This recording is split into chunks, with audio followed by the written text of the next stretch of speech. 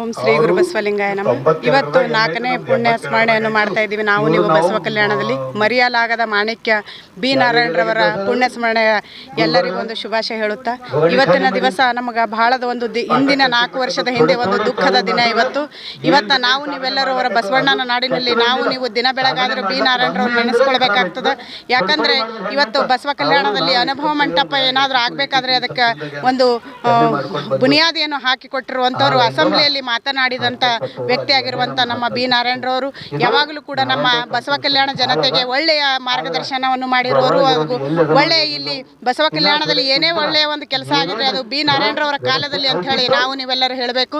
ಮತ್ತು ಇವತ್ತಿನ ದಿನದಲ್ಲಿ ನಾವು ನೋಡ್ತಾ ಇದ್ದೀವಿ, ಎಲ್ಲ ಕೆಲಸ ನಾವು ಮಾಡಿದ್ದೀವಿ ಅಂತ ಹೇಳ್ತಾ ಇದ್ದಾರೆ.